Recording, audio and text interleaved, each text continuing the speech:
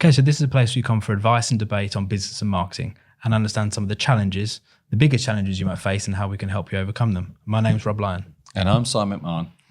And the marketing landscape has never been as complex as it is now. And there's so many businesses doing marketing wrong and making marketing a money pit and not getting the right results at all. This is the place where you'll learn how to do it right. The Content in Business podcast. Yeah, and welcome to our temporary home. This is actually in our main offices as our podcast studio is having a revamp. So I hope you think it looks pretty good. But yeah, if you hear hand dryers, doors slamming, we are a business after all, and it all is still running furiously in the background. So warning you about that. So I guess we thought, because all content should be entertaining or interesting, and it's January, we wondered about why not let's try some non-alcoholic beers, as we're both beer fans. We've inherently struggled with non-alcoholic beer just because being beer, I don't know, could you call us gurus? Enthusiasts. We thought it'd be interesting to try some and see if there's any of these new ones on the market. Certainly this one especially I was shocked to even find, being a very well-known Belgian beer. We thought let's give some a try as we talk. The Le Chouffe is sometimes hard to find. Just the normal Le Chouffe is hard to find in shops, let alone an alcohol-free one. So that's good going. Yeah. Where should we start? What do you think? Should we start with there? Why not? Normally I would say that's a really strong one. Do you really want to start with that? But it's not going to be strong. No. Let's go for a lager. I'm going to pick it out of the hat. That's an easy one. Let's go for an Asahi. Yes, I can. It should be nice. And a nice crisp Asahi. It's not a terrible lager. Let's have a quick look. Sorry if that sounded bad on audio. I actually haven't had Asahi, the normal Asahi, for ages, so I can't even remember what I'm it's already supposed alarmed to by the colour, because it's got no colour at all, which is always a sign, isn't it? Let's have a quick go. Just put a little bit in. Good thing is we can have as many of these as we want. Oh, yeah. Manners. Yeah. Cheers. Have a little smell. No, it just smells like bad alcohol-free lager, but that's the smell. Yeah. Yeah. Like I say, I can't really remember what Asahi is supposed to taste like. No, pretty sure it's not that. Yeah, I'm pretty sure it doesn't taste like that. We'll keep going and we'll drop some of these in as we go. So I thought first of all it'd be useful to introduce ourselves, because we are going to be your hosts every week. And just to understand who we are and why we are, so then it gives some context to all the conversations we're going to be having. So yeah, as I said, my name is Rob Lyon. I'm the founder of Playfair Marketing. We're a creative agency. And my story is a strange one in lots of ways. I won't go into the detail because it can be a bit doom and gloom and a bit deep for a first time you hear from me. But I did have a quite traumatic, highly publicized near-death experience. But what that taught me, at that point, I was a very successful marketing director in a big company. Nothing was wrong with life. But then I realized I was kind of on a sort of hamster wheel of corporate life. Nothing wrong with that. But I realized what mattered to me most was actually being more present with my family, being master of my own destinies more so. And that's when I handed in my notice very, very soon after that. Decided, what do I know best? Marketing. How can I use those skills to really, give me a life that I would want? And marketing consultancy straight away was the first place to go. I had contacts in the industries I was working in. But then as the requirements of me grew, I needed people, a team. I'm quite I'm a bit of a thinker, I suppose. I'm a bit more about the ideas. I'm less about execution, which is where Si will talk about himself. But you can't just have a business full of pure ideas people and a business full of just people that execute. You need both. And Si is more than just an executor, but you need those two things really. And you need to work with somebody whose values align to yours. And that's something that was very clear when I approached Si. And one of the best pieces of advice is, this is good advice, probably straight out the can, is I did reach out to people and say, this is employee number one for me. What do I do? And it said, just get the very best person you can afford. And the planets aligned in terms of Si was transitioning in terms of his career at that time. I could just about afford him. But the rest is history. We're now a growing, successful business and we're trying to help other people now. So that's where we are. Over to you. Yeah, and I'm actually not classically trained in marketing at all, but made a transition from design, a career in design, and marketing had always been something that was really close to that for me. And my transition to marketing made sense because I love to deliver content. I love to create. I love to write. I love to understand and identify what key messages are and deliver them in the right way and in the most effective way, cutting out the noise, cutting out the fluff, and really getting to performance and resonance in terms of the message. And they're the things that we'll talk about in the episodes that follow in this podcast, is how to cut through the noise, how to eliminate your own noise, how to keep your message absolutely on point and engage customers and bring customers to you. You shared a little bit of personal story there. My personal story is that I'm a stoic, a proud stoic. I found Ryan Holiday a while ago, his content online, hat tip to Ryan. And he's brought stoicism to the modern day and made it accessible. And look it up. It's a great thought process, a great philosophy. It's all about staying focused on the things that count and what's in your control, and taking responsibility and being wise, being patient, and I think, striving for excellence. And my role is always striving for excellence.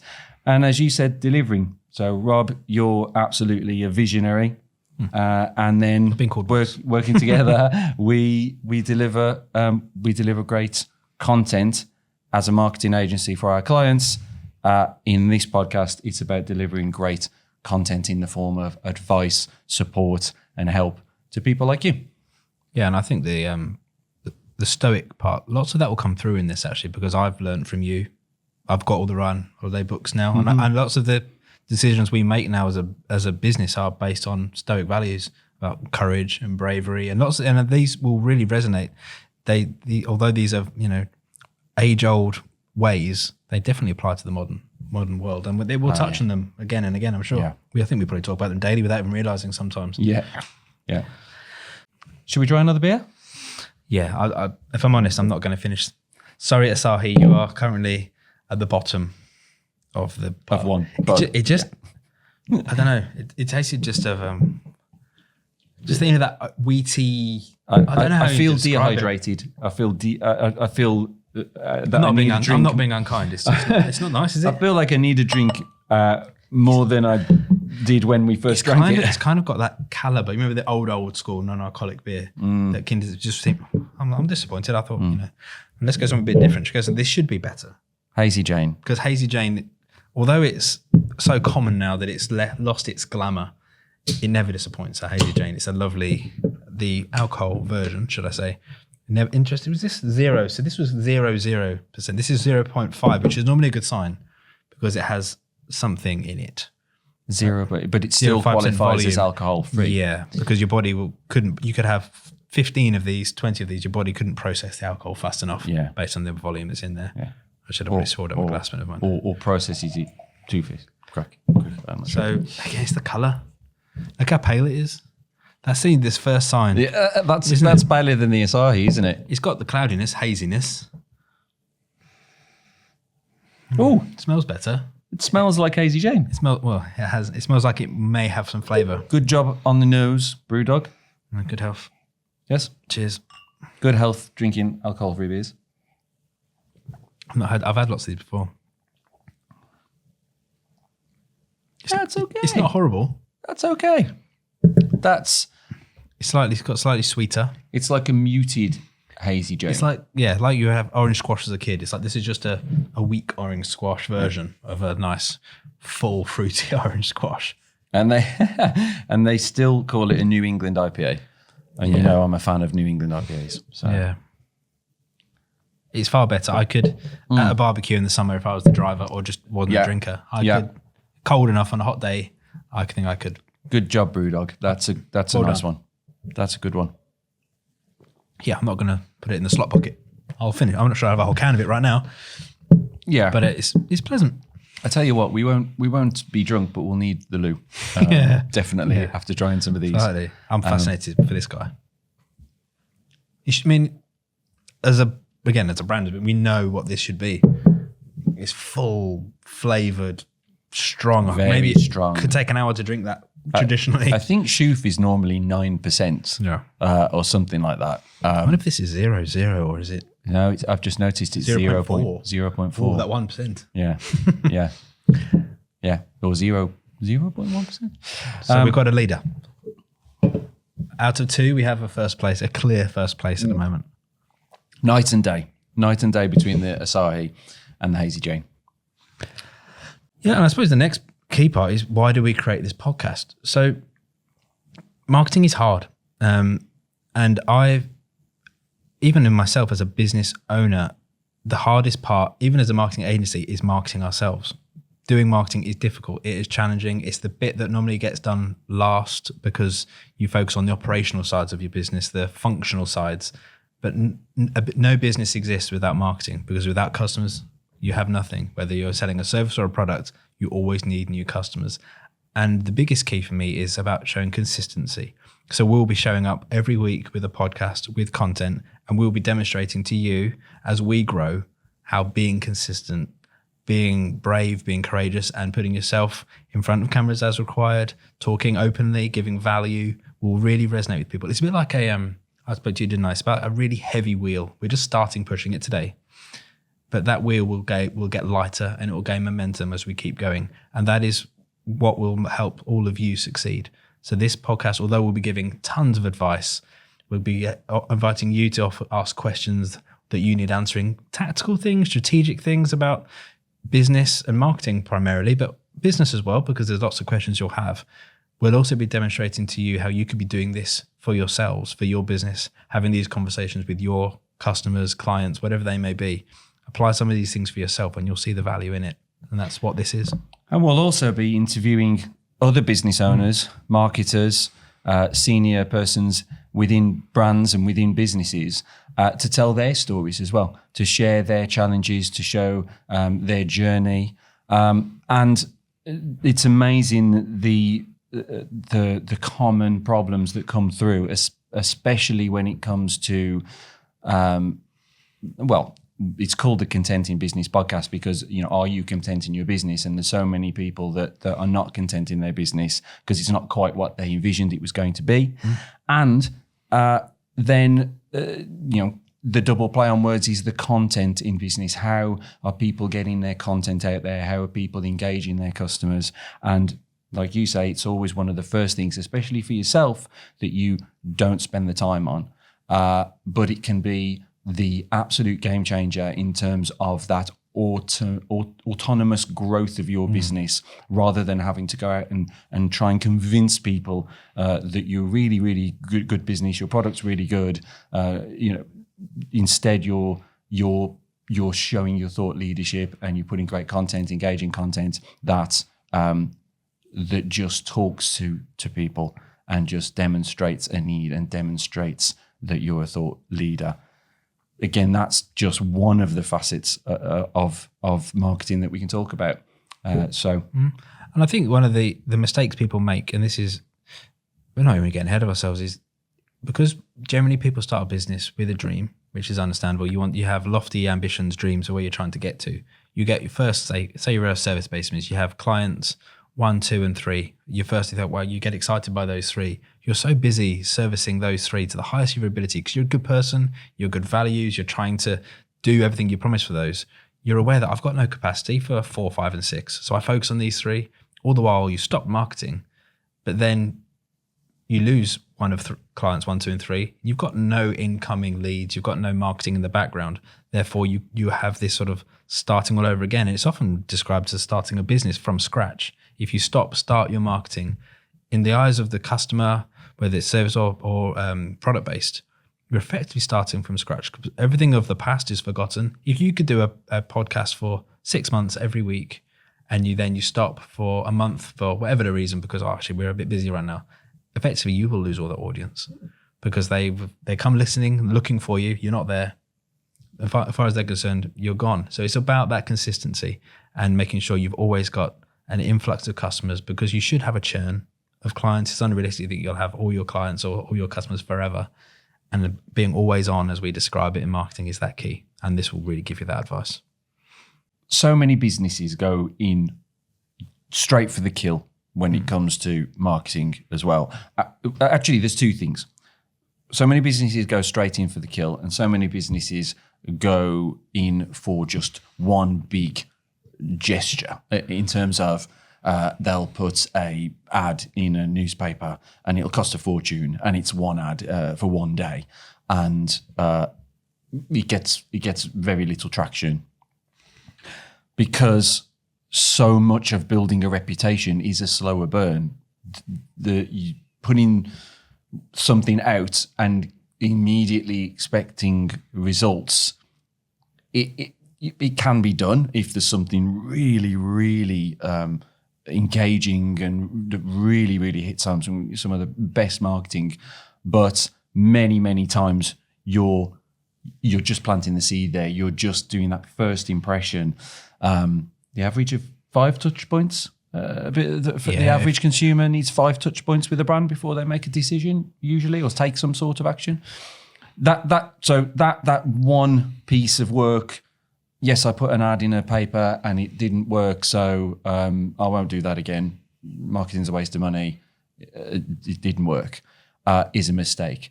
But the other mistake is going in for the kill in terms of the messaging as well, and that means, this is who I am. This is what we do. Buy my product, please. There's no talk about features. There's too many talks about features. There's no talk about benefits. There's no talk about the quality of life that the product or service can provide. There's no talk about the pain points that the customer's suffering as why they would need your service or product. There's no warming up. We always use the dating analogy, don't we? That's a good one. We always use it. Nobody just meets someone and gets down on one knee and proposes. There's the meeting, there's the getting to know each other, there's the learning to trust each other, the dating, the flirting, and then things get to, a relationship develops, and it gets to a point where someone's ready to commit. And although very different in terms of scenario, the actual process is very, very similar in terms of brand trust and building relationships with customers. Again, just in terms of everything that I talked about there, we'll be deep diving into how to warm up those audiences, so to speak, how to put yourself out there and interest the other person in terms of the dating or flirting or that kind of thing. We'll go into those topics, and there's so much advice that can be talked about there, and there's so many. More importantly, there's so many things that we can help say not to do. Yeah, I think it works with the dating analogy as well. With the business, you're basically trying to instill trust and offer value. And that's what you're doing when you're first meeting someone. No one's going to marry you if they don't trust you, and if you don't offer any value to them in terms of, are you a good partner for raising a family? Are you good fun? Are you offering? You have to offer something to the other person, and exactly the same applies in business and especially marketing. You need to be instilling a form of trust that you can be trusted with their money, if you are selling a product. Can you be trusted with if you're a service, can be trusted with somebody's business? In some instances, you're really responsible for driving their business, protecting their business, whatever it might be. And you must be giving them some value. And inherently that's in terms of, if you're selling a product, the product you give to them in exchange for money has to deliver against your promises. It has to improve your life and give you some value. And they have to trust you that you're going to deliver against those promises. The same applies. The other analogy I really like is the boxing, kind of the whole jab, right hook. It's a phrase that's coined by Gary Vee, who's probably the best content marketer that there is. And if you look at it, if you go out swinging in the first round, you're probably going to lose. But if you keep jabbing and jabbing and jabbing and wind, almost like, wrong term, but grinding that customer down to that perspective, when you do say, and please buy my product, they know by that point you've been jabbing away at them for weeks, months in some instances, delivering value, letting them trust you, educating them about the product, the brand values and so on. So when you do throw that right hook, which is and it's on sale now for X, you're much more likely to land that killer punch, which, gets you the win. So it's something we'll be touching on. And this is what this podcast will do a lot. You will be demonstrating that time and again, offering value. We'll be doing it to you. We'll be offering you value. You'll be trusting us more. We're not planning to sell to you. But if there is a point where we wanted to, you trust us a whole lot more 10 episode podcast in than the first one. And that's the whole point. I think it's really important. And businesses that do that consistently well win. And that can even be down to your customer service, being exceptionally good at customer service. Some businesses focus on making their products customer service proof. If you invest in customer service from a perspective of trying to mitigate ever it being needed, but equally, there are some brands that focus on one ring, if for a customer inquiry, as an example, and you'll answer on the first ring, that person's I like this company. This is just a sales inquiry, and they're being very, very thorough with me. It's not necessarily pure marketing. It's how all the facets of your business. Another beer? Yeah, I might finish this one. Although, and it's not delicious, but it's perfectly nice. It's pleasant after the first one. I'm going to stop beating up on Asahi now. I feel bad. I'm sorry. I feel bad. We rank them in front of everyone. There you go. So that's the best. We've only got a best of 2 right now. Where do you want to go next? I feel this is going to be more of the same. In terms of Beavertown. Do you want to go there? Get these ones out of the way. In terms of these are all in the same category. Yeah. I have had it before. Have you had this one before? No. No. It's, I don't think so. Okay, let's have a little go. I should be rinsing these glasses out, but it doesn't matter. We got some more too if we need to. Yeah, I think it's okay. I think funny the percentage 0.3% volume. Yeah, that's quite. You keep pouring massive glasses. That's my. I know. I'm sorry. That's my issue. I thought it's because I want to see the colour. I'm going to have a little bit. Have a little taste. Yeah. Like a wine expert. What's funny because I used to think this one was really sweet. I can't smell anything. Really? But I used to think so, but after the Hazy Jane one, it doesn't taste that. It doesn't taste like beer. There's not much there at all, is there? It tastes more. It doesn't taste like beer, really, does it? No, It's got like a sweet sort of, not an artificial taste, but I think we made the mistake of going with the Hazy Jane first. We probably should have trusted that Brewdog's was going to be one of the better ones. I'm surprised. It's funny is I've had this before, and I've bought 4 packs of it, for a weekend and I don't remember it being like that, but maybe I said it following.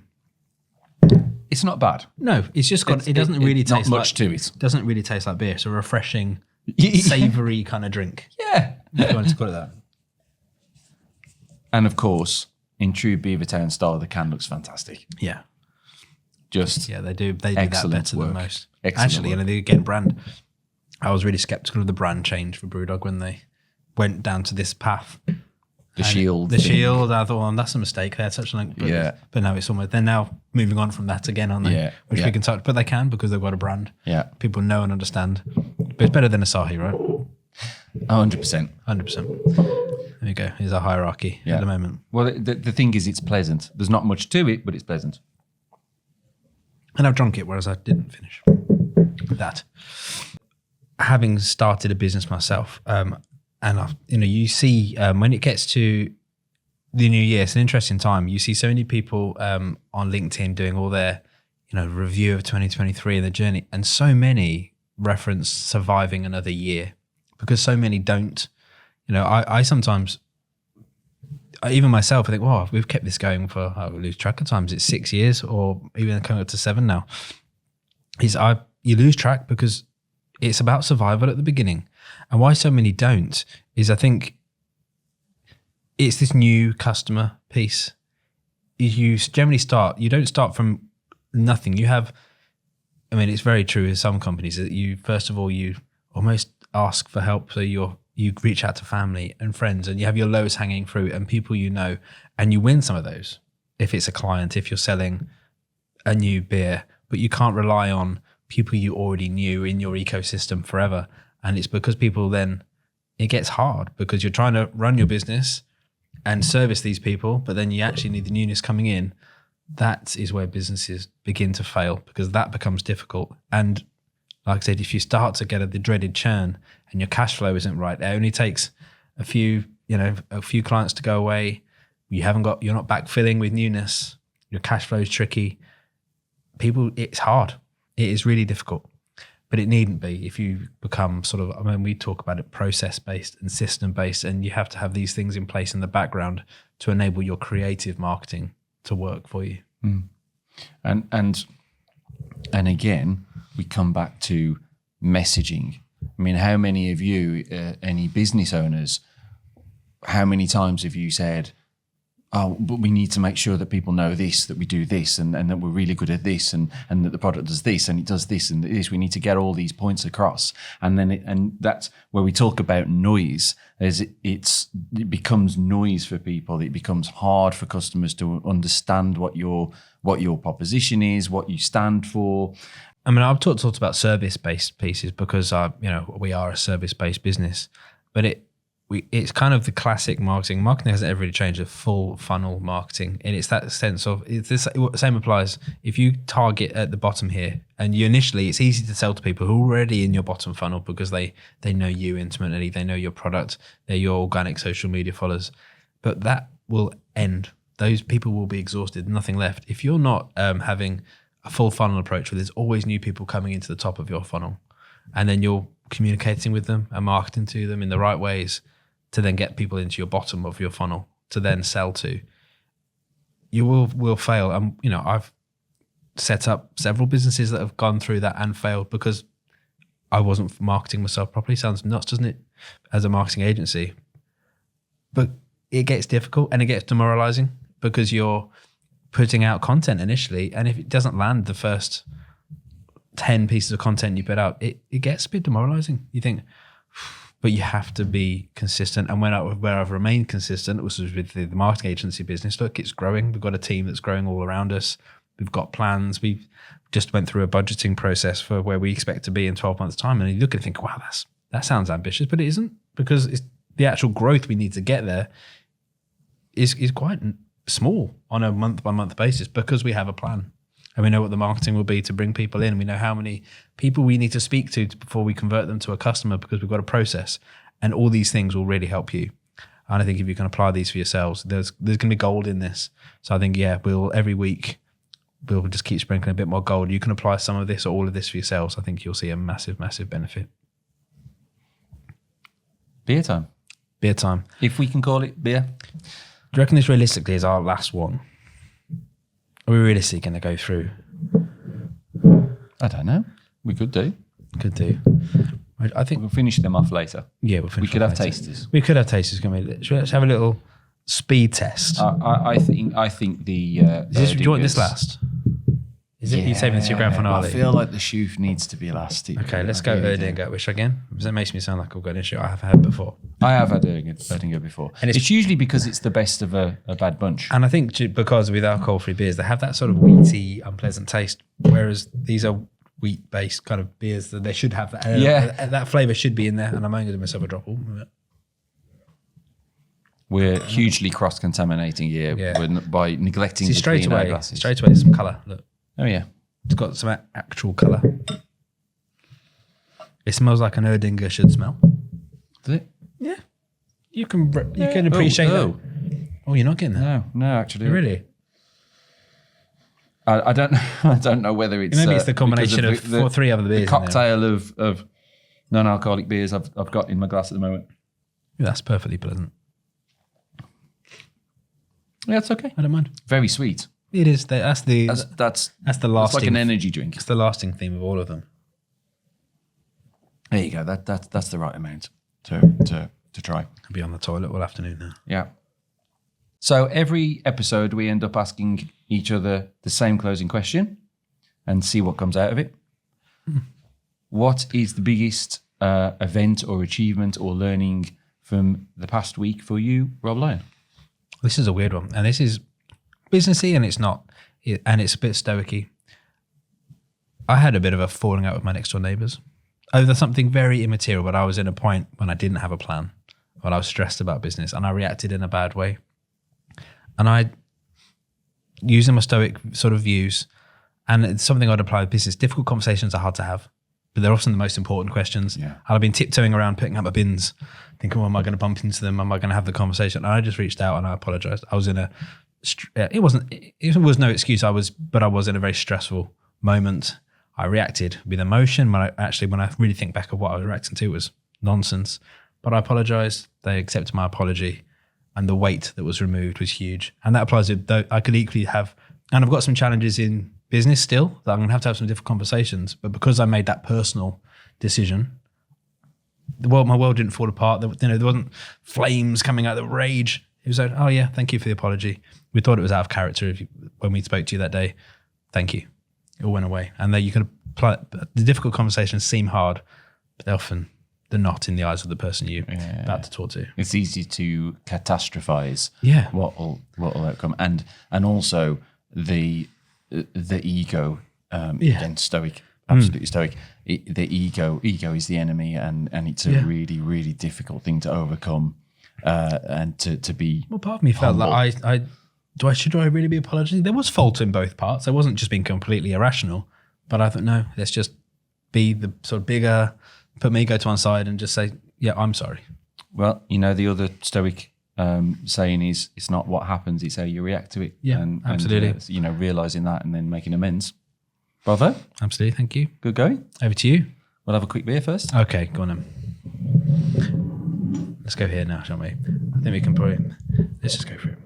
This is the one I'm interested in. I think this one deserves a rinse. Come on, because we're always unfair to the others. Yeah, no, let's make it special. Because I'm just going to get a little drips out there. Let's have a quick rinse. Oh, yeah. That's not looking like a pleasant. Put a little rinse around. Yes, sir.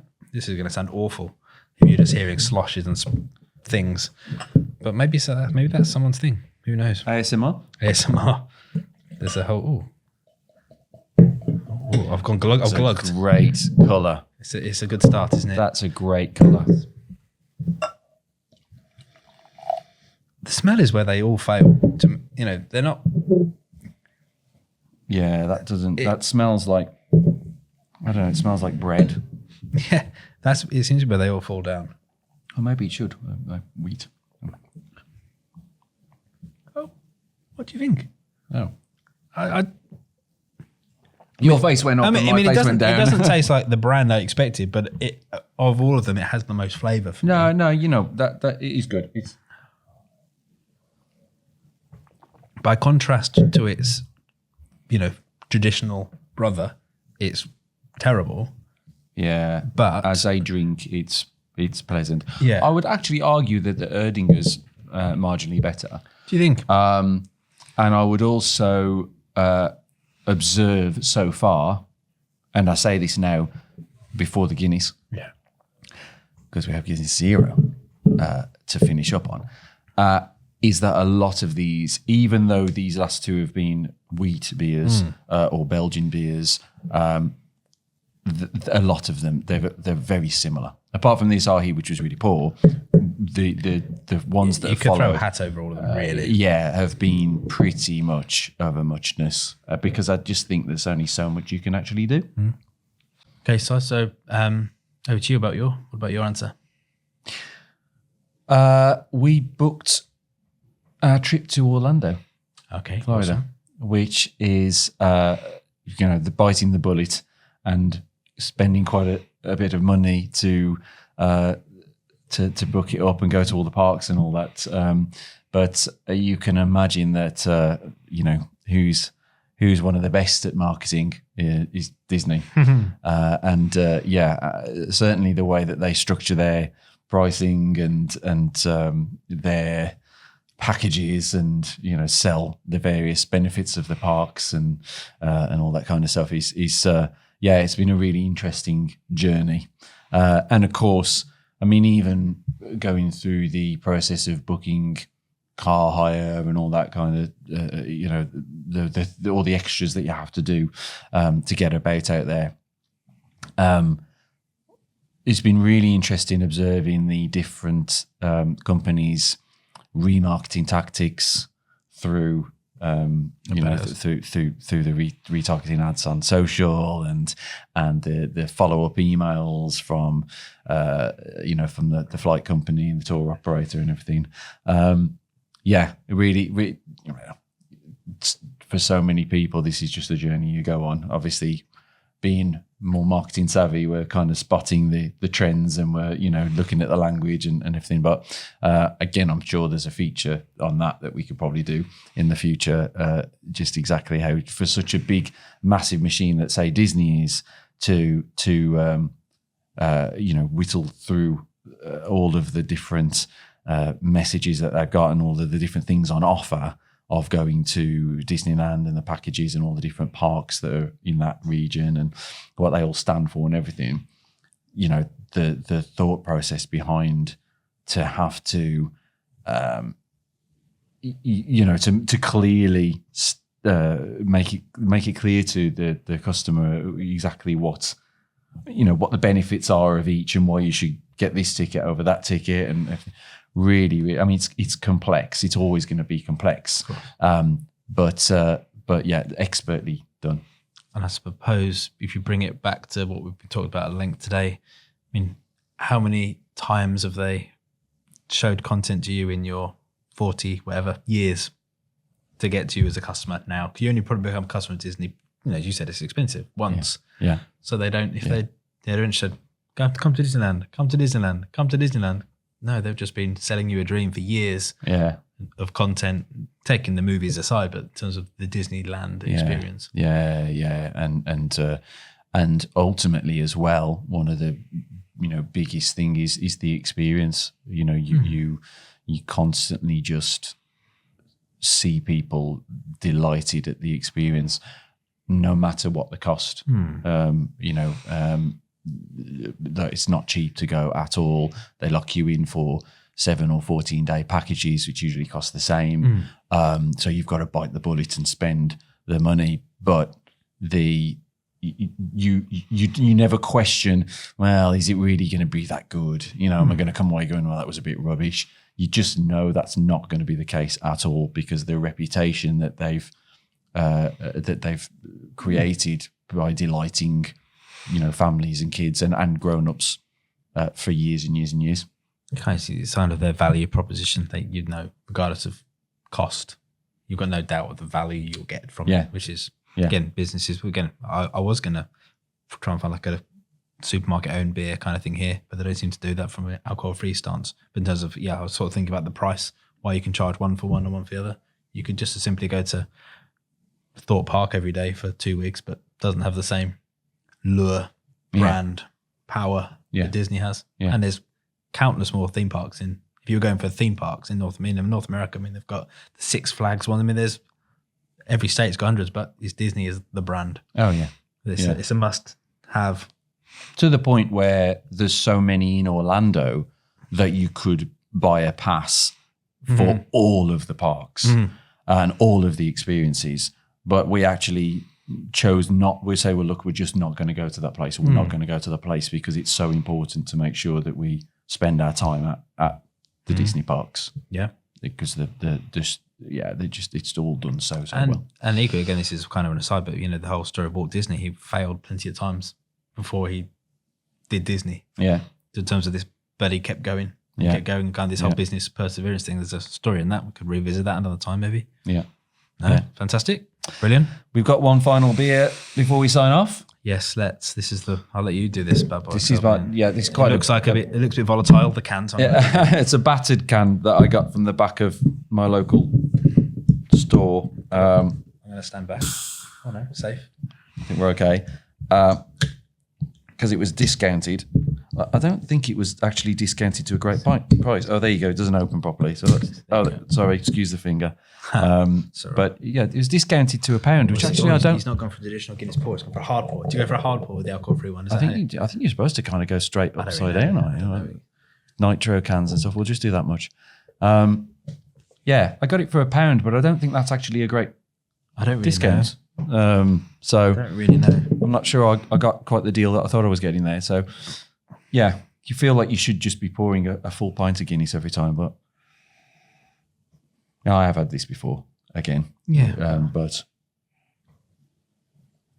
I don't think there's any doubt in my mind that this is hands down the best of the bunch. I think it poured well, properly. In a blind test, you can tell the difference, but it's not. It's stark. It's not difference, far is apart. it? Yeah, it's not far at all. It tastes like Guinness, which is fascinating to understand how they've done it. And this is 0.0 as well. Yeah, you were talking about 0.5 earlier that maybe it would make a difference. This is 0.0. Yeah, ingredients are just the same. Fascinating. Yeah. the winner, Maybe it's the kind of beer. Maybe it's because it's a stout I've that not they seen can any get other. away with. I'm not aware of many other 0% stouts. Maybe there is. Be interesting to try another one if there is one out there. That's a good. I'm not aware of another. That'd be an interesting thing to do. Yeah. But I think in summary of alcohol review, if you're looking at dry January or February or dry everything, and certainly I think there's an element of we said the aesthetic. If you had a full pint of that in a pub, you're not going to be standing there drinking you feel quite. You could sit there next to your friend drinking a proper one and not feel like you're having less of an experience. Yeah, but that is not far off the actual taste of Guinness. I'm not sure what it would form in terms of a head if you poured the full thing. Yeah, it might be my pouring there that's made us smaller, but I think it's there you go. Maybe it's the stout thing, or maybe they're just better. Maybe. But the Brewdog, the Hazy Jane did well as well. The hazy alcohol free was a good one as well. That was tasty. And again, if we're doing a hierarchy, sorry Asahi, but you're like on the table. Yeah, positively horrible. I would say. I'd say that's kind of our role. I don't think. Oh, where do these two go? The Shoof beat the Dinger? I would put the Laser Crust at the bottom just because I think it was the least beer-like. Well, not the least pleasant, but the least beer-like of them all. But it might have had an unfair treatment because it was after the Hazy Jane, which was flavoursome. Put that there. So there you go. There's our roll call. It's made its way back in. That was good. Yeah, no, fantastic. Thanks for listening to the Content in Business podcast. Make sure you subscribe to keep up to date on future episodes, and we'll see you in the next one. In the meantime, if you've got any questions, if you've got any comments, if you've got any topics that you'd like us to cover, let us know in the comments. And until the next time, see ya.